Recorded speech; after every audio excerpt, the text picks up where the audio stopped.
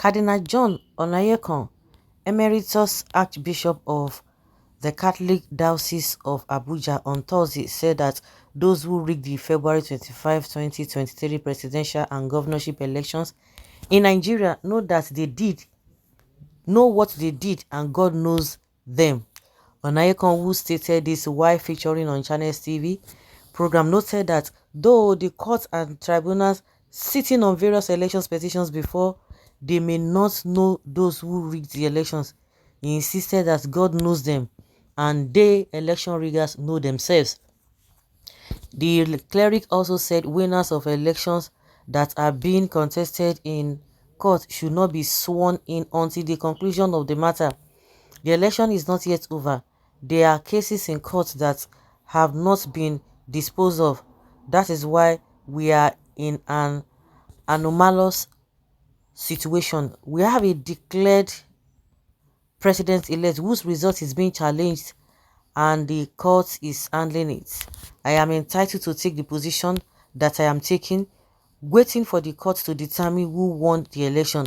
I am one of those who have been saying that it does not make much sense to swear in people when they are still in courts. We have to review the election process to ensure we have a winner who will be sworn in and everybody would rally round. I can't understand. I am not a legal man or judge. It is a pity that it is taking too long for the court to make up their minds on this matter, he said.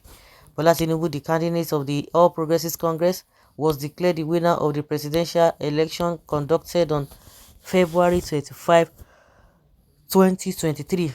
His victory is being challenged in court by some of his challengers in the courts, including Atiku Abubakar of the People's Democratic Party and Peter Obi of the Labour Party.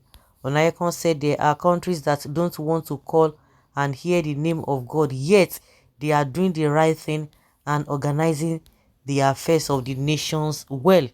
He, however, regretted that Nigerians who call on the name of God have refused to follow God's precepts to do the right thing. You know when you are doing the right thing and when you are doing the bad thing. Those who rigged the election know they rigged the election. Those who didn't allow the people's will to prevail, they know it as well. Those who have heated up the polity, they know it in their hearts of hearts. The wonderful thing is that God himself knows them. We may not know, even the courts may not know, but God knows them and they know themselves. So the more we mention God, the more we should be on guard not to be found using the name of God in vain. There are countries who don't even want to mention God's names, but they are doing the right thing. If we decide to keep mentioning God, we must run our affairs according to God's will, and otherwise we end up giving God a bad name. I am not talking as a cardinal. I want to ask my fellow countrymen, we should not apologize for the fact that we keep God constantly in our prayers and in our national life. We can't throw God away. That means we must run our affairs and our lives according to God's will, and we cannot pretend we don't know what God wants from all of us. Because God is a, how will I put it? God is a gentle God. It takes time before he does some things, and he does things as his own way. So a lot of people have taken him for granted. Yes, they have taken him for granted and they think, yeah, forget, we can do whatever we want. If we have that, then there will be anarchy. Every victory will be contested in court to delay swearing in. The choice of going to court is a personal decision. The nation cannot be held hostage because of a personal decision. The swearing in and court process are all parts of the democratic process. So why is it that they cannot do it sharp, sharp, sharp, sharp, sharp, sharp, and move on? Once Tinubu is sworn in, it will influence the tribunal judges with tribes to win their favor. That was how Buhari was arresting the judges when he became the president.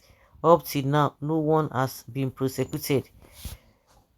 Well, that is the honest truth. Injustice to one is injustice to all, and delay of justice is a threat to peace. Okay, so what did the law say? What did the law say? Give you the winner his rightful votes. Give the rightful owner be the winner the rightful votes. That's the law. Of course, who doesn't know? Every right thinking man knows. This man should give us one example of any winner that his victory was challenged in court, that was not sworn in before court verdict since 1999.